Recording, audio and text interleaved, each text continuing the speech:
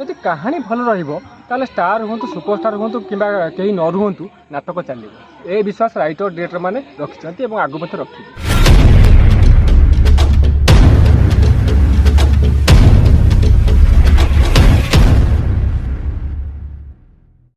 राजधानी opera campus केन्दुपाटना Nandankanan Bhubaneswar आउ से कैंप्रे टिके कथा परिवार साथी रे खोलाखोली सामना सामनी आज कथा हवा युव निर्देशक नाट्य निर्देशक रंजन विश्वाल एवं युव नाट्यकार पपु ब्रह्म सहित टिके कथा परिवार तरफ आपण दुई जन को स्वागत करुँच।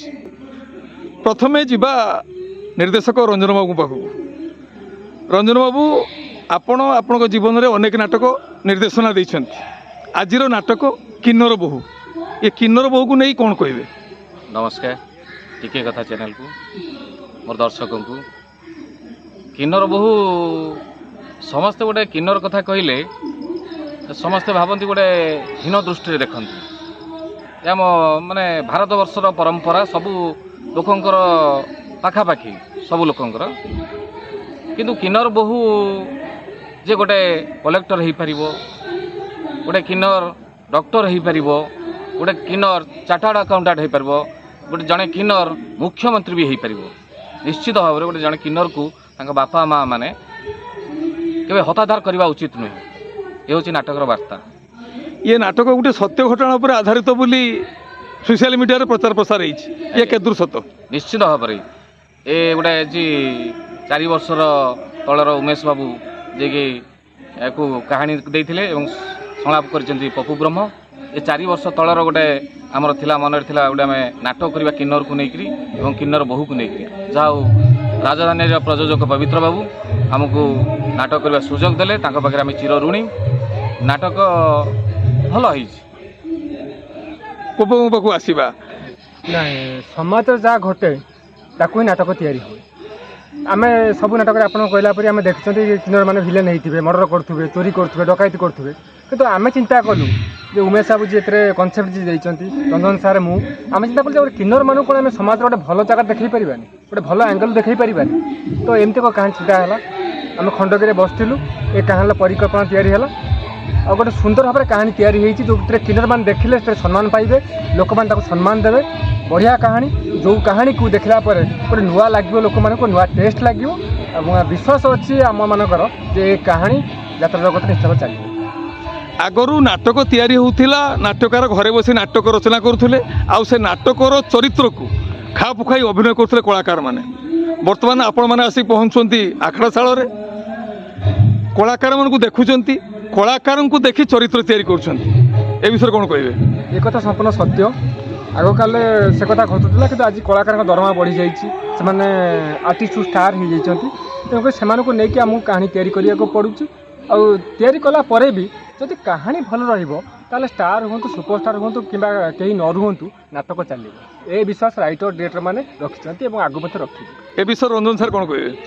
नहीं जहाँ कहला पपु निहाती सत कथा किंतु सबुठ हूँ कहानी हूँ हिरो जो कहानी मु सब बेले कहे मो कहानी रे हूँ माने कौन सी जे मेगास्टार सेमती किसी ना कहानी हूँ हिरो जदि कहानी अच्छी से स्रोत समस्ते भी हिरो हो जापर कहानी हूँ आमर मुख्य अस्त्र जो आज सब नाटक प्राय समस्ते आसुँच समस्ते भी भल नुआ नुआ नाटक नुआ नुआ कनसेप्ट नहीं आस समस्ते यात्रा बहुत आगे भल कहानी दर्शक मैंने पाँच आगरू नाटक हास्य रसात्मक दृश्य रोला वर्तमान आपण मैंने खलनायक नायक मुहरे से हास्य रसर संलाप खंजी दौरान जहाँद्वारा कि वर्तमान हास्य रसर अभिनय कर कलाकार मैंने बेकार बसिले ए विषय कौन कहे? ना देखो नाटक से 5 घंटा 5.5 घंटा होता बर्तमान नाटक 3.5 घंटे पहुँचला ता सहित एवं भिलियन चरित्र धीरे धीरे कमी कमी आसला फैमिली ड्रामा लव स्टोरी नहीं नाटक करने को पड़ू कमेडी जगह रोचे कि कमेडी के नहीं आमको कहानी भर भर्ती करने को पड़ू तेणुक भिलियन कमेडी कले भी कमेडी जगह रोचे नाटक हूँ नवरस को लेकिन कौन रस को छाड़देले के नाटक संभव नुह कमेडी कमेडी जगह रही कि आमको नाटक को 3 घंटा 45 मिनट 4 घंटा तो छाड़िया पड़ो तार सब कहानी को आमको देखा पड़ो सब पर भी दर्शक चाहती कहानी भल नाटक जहाँ सार कहले भल कनसेप्ट है दर्शक देखिए कनसेप्ट ही हिरो मु सब बेले कही मु कौन କାହାକୁ ନେଇକରି ନାଟକ କରିପାରିବି ନାହିଁ। ମୋର ନାଟକର ଯାହା ବି ଚାହୁଁଛି ମୁଁ ସବୁ ଜାଗାରେ କହିଛି, ଦରକାର ହେଲେ ନାଟକ ବନ୍ଦ ହେଇଗଲେ ମୋର କିଛି ଆପତ୍ତି ନାହିଁ। ବହୁତ ବଡ଼ ବଡ଼ ସାର୍ ସବୁ ଯାଇଛନ୍ତି ଫେରିକିରି, ମୁଁ ଫେରିଗଲେ କିଛି ଅସୁବିଧା ନାହିଁ। କିନ୍ତୁ ଆଜି ପର୍ଯ୍ୟନ୍ତ ମୁଁ ଫେରି ନାହିଁ, କିନ୍ତୁ ମୁଁ ନାଟକକୁ ହିଁ ପ୍ରାଧାନ୍ୟ ଦିଏ। ମୁଁ କହିଥିଲି ଗତ ବର୍ଷ ଯାଇଥିଲି ଆମର ତୁଳସୀଗଡ଼ ନାଟ୍ୟ ଫାର୍ମକୁ, ଅଶୋକ ସମାଟେ ନାଟକ କରିଥିଲି। ସେଠି ମେଗାଷ୍ଟାର ପ୍ରତାପ ଭାଇ ନଥିଲେ, କିନ୍ତୁ ଏ ବର୍ଷ ମୋର ନାଟକ ଅଶୋକ ସମାଟେ କରିଛି ପାନ୍ଥଶାଳା, ସେଠାରେ ପ୍ରତାପ ଭାଇ ଅଛନ୍ତି। କିନ୍ତୁ ସେମିତି ନାହିଁ, ନାଟକ କରିଥିଲି ଗତ ବର୍ଷ ପଚାରନା ଚନ୍ଦନକୁ ନେଇକରି, ବହୁତ ଭଲ ହେଇଥିଲା ନାଟକ। ଏ ବର୍ଷ ବି କରିଛି ପାନ୍ଥଶାଳା, ସେ ନାଟକଟି ଦେଖନ୍ତୁ। ଗୌରୀରେ କରିଛି ମୋ ସ୍ତ୍ରୀ ପରି ସ୍ତ୍ରୀ ନାହିଁ, ଭଲ ନାଟକ। ପପୁବ୍ରହ୍ମ ସାର୍ କ'ଣ କହିବେ ଏ ବିଷୟକୁ ନେଇ? ସମସ୍ତେ କହନ୍ତି, ଆମେ ବି ସେଇ କଥା କହୁଛୁ, ଦର୍ଶକ ହେଉଛନ୍ତି ଭଗବାନ। ପଇସା ଖର୍ଚ୍ଚ କରୁଥିବା ଲୋକ ହେଉଛନ୍ତି ପ୍ରଯୋଜକ ଯେହେତୁ ପଇସା ଖର୍ଚ୍ଚ କରୁଛନ୍ତି, ତା କଥା ଶୁଣିବାକୁ ପଡ଼େ। ତା ମାନେ ନୁହେଁ ଯେ ଆମର ମାନେ ଅବାସ୍ତବ କଥା ଆମେ ବାସ୍ତବ କରିଦେଉ। ଯାହା କାହାଣୀ ଚାହେଁ ସେଥିରେ କିଛି କମ୍ପ୍ରମାଇଜ୍ ହେଇକି ନାଟକ ହୁଏ। ତା ମାନେ ନୁହେଁ ଦର୍ଶକମାନେ ଯାହା ଚାହାନ୍ତି, ଦର୍ଶକ ଯାହା ଚାହିଁବେ ତାକୁ ନେଇକି ନାଟକ ହେବ। ଆମେ ସେଇ ଅନୁଯାୟୀ କାହାଣୀ କରିଛୁ। ସବୁ ନାଟକ ଆମେ ଦୁଇ ଜଣ ଯାକ ସବୁବେଳେ କଥା ହଉ, ଆମେ ସାର୍ଙ୍କର ମୋର, ଯେ ଯଦି ଆମ ନାଟକ ବନ୍ଦ ହେଇଯାଉ, କିନ୍ତୁ ଆମ କାହାଣୀ ଲୋକ ବିଚ୍ୟୁତ ହେବା ନାହିଁ। ଆଉ ଆଜି ଯାଏ ଆମେ କେବେ ହେଇନା। ଶେଷରେ ଯାତ୍ରା ଦର୍ଶକମାନଙ୍କୁ କ'ଣ କହିବେ? ସମସ୍ତେ କ'ଣ ଦର୍ଶକ ହେଉଛନ୍ତି ଭଗବାନ। ରେଟ୍ କମ୍ ହେଉ, ଭଲ ନାଟକ ହେଉ, ରେକର୍ଡ଼ ଡ୍ୟାନ୍ସ ମେଲୋଡ଼ି ଯେଉଁ ଅଶ୍ଳୀଳତା ଚାଲୁଛି ତାକୁ ବନ୍ଦ ହେଉ। ଭଲ ନାଟକ ହିଁ ଯାତ୍ରାକୁ ବଞ୍ଚାଇ ପାରିବ। ତା ପୃଥିବୀର କିଛି ବି ଯାତ୍ରାକୁ ବଞ୍ଚାଇ ପାରିବ ନାହିଁ। ତେଣୁକରି ଭଲ ନାଟକ ଅପେକ୍ଷାରେ ଆମେ ରହିବା। ସମସ୍ତେ ଆମେ ଶପଥ କରିବା, ଭଲ ନାଟକ କରିବା। ଆପଣମାନେ ଭଲ ନାଟକ ପ୍ରମୋଶନ କରନ୍ତୁ, ଭଲ ନାଟକ ଆଗରେ ପହଞ୍ଚୁ, ଦର୍ଶକମାନେ ପହଞ୍ଚନ୍ତୁ। ଏତିକି ଆମର କାମ। ଶେଷ ପ୍ରତିକ୍ରିୟା ସାର୍ ରଞ୍ଜନ ସାର୍। ମୁଁ ଗୋଟେ ଛୋଟ ଉଦାହରଣ ଦେବି ଯେ ମୁଁ ଗୋଟେ ଚିକେନ୍ ଆଣିଲି 1 କେଜି, ତାକୁ 2 ଭାଗ କରିଦେଲି। ସେମ୍ ପିଆଜ ରସୁଣ ଅଦା ମସଲା ସମସ୍ତ ପ୍ରକାର ଦେଲି, 2ଟା ଗ୍ୟାସ୍ରେ ବସେଇକି ମୁଁ ରୋଷେଇ କଲି, କିନ୍ତୁ 2ଟା ଯାକ ଟେଷ୍ଟ ଅଲଗା ହେଉଛି। କିନ୍ତୁ ସବୁ ରାଇଟର ଡିରେକ୍ଟର ସମସ୍ତେ ଆସୁଛନ୍ତି, ମୋ ଗୁରୁମାନେ ସବୁ ଆସୁଛନ୍ତି, ମୋ ବନ୍ଧୁମାନେ ଆସୁଛନ୍ତି, ନାଟକକାର ନିର୍ଦ୍ଦେଶକ ସମସ୍ତେ ଆସୁଛନ୍ତି ଭଲ କରିବା ପାଇଁ। କିନ୍ତୁ ବେଳେବେଳେ ଆମ ଭଲଟା କେଉଁଠି ଟିକେ ଖରାପ ହେଇଯାଏ, ଆମେ ସ୍ୱୀକାର କରିବାକୁ ପଡ଼ିବ। କିନ୍ତୁ କୌଣସି ରାଇଟର ବା ଡିରେକ୍ଟର କେବେ ଆସନ୍ତି ନାହିଁ ଯେ ସମସ୍ତେ ଭଲ କରିବାକୁ ଆସନ୍ତି। ସବୁଠୁ ଭଲ ତାଙ୍କ ଲାଇଫ୍। ମୁଁ ଯେତେବେଳେ ମୁଁ ଗୋଟେ ନାଟକ କରିବି, ସେଇଟା କିନ୍ତୁ ମୋର ବେଷ୍ଟ ହେବ। ତାପରେ ସେକେଣ୍ଡ ନାଟକ କରିବି, ଯେମିତି ସେଇଟା ହେଉଛି ମୋର ପାଇଁ ସବୁଠୁ ବେଷ୍ଟ ହେବ। ତାପରେ ଥାର୍ଡ଼ ନାଟକ କରିବି, ସେଇଟା ଯେମିତି ମୋର ବେଷ୍ଟ ହେବ। ସମସ୍ତେ ଚାହାନ୍ତି ଭଲ କରିବା ପାଇଁ, କେହି ଜଣେ ବି ଆସନ୍ତିନି ଗୋଟେ ନାଟକଟାକୁ ଖରାପ କରିବା ପାଇଁ। ଏବଂ ଗୋଟେ ଜଣେ ପ୍ରଯୋଜକ ଏ ବର୍ଷ ମୋତେ କହିଲେ, ତାଙ୍କ ପାଖରେ ମୁଁ କୋଟି ଋଣୀ। ସିଏ କହିଲେ ମୋର ରାଇଟର ଡିରେକ୍ଟର ଯାହାକୁ ଯେଉଁ ରୋଲ୍ ଦେବେ ସେମାନେ କରିବା ପାଇଁ ବାଧ୍ୟ। ଏଠି କିଏ 2000-5000 ଗାଁ ଡ୍ରାମା କରୁଛ, ମନମୁଖୀ ରୋଲ୍ କରିବ, କାହାର କମିଗଲା ବଢ଼ିଗଲା ସେଥିରେ ମୁଁ କିଛି ଶୁଣିବାର ନାହିଁ। ମୋର ରାଇଟର ଡିରେକ୍ଟର ଯାହା କହିବେ, ଯେଉଁ ରୋଲ୍ ଦେବେ, ଯେତିକି ଦେବେ ସମସ୍ତେ କରିବାକୁ ବାଧ୍ୟ। କିନ୍ତୁ ସେଥିପାଇଁ ତାଙ୍କ ପାଖରେ ମୁଁ ବହୁତ ଖୁସି ହେଲି, ବହୁତ ଖୁସି ହେଲି। ଏମିତି ସମସ୍ତେ ପ୍ରଯୋଜକ ବା ପରିଚାଳକ ସମସ୍ତେ ସେଇ କଥା ରହିବେ। ନାଟ୍ୟକାର ନିର୍ଦ୍ଦେଶକଙ୍କୁ ପୁରା ଫ୍ରିଡ଼ମ୍ ଦେବା କଥା। ନାଟକ କରନ୍ତୁ, କାହାକୁ ନେଇକରି କେଉଁ ମେଗାଷ୍ଟାରକୁ ନେଇକରି ବା କାହାକୁ ନେଇକରି ତାଙ୍କ ଉପରେ 15ଟା ସିନ୍ରୁ ତାଙ୍କର ହେଉଛି 10ଟା ସିନ୍, ସେମିତି ନାହିଁ। ନାଟକ ଯଦି ଚାହୁଁଛି ତାଙ୍କର 10ଟା ସିନ୍, 15ଟା ସିନ୍, 12ଟା ସିନ୍, ତାହେଲେ କରନ୍ତୁ।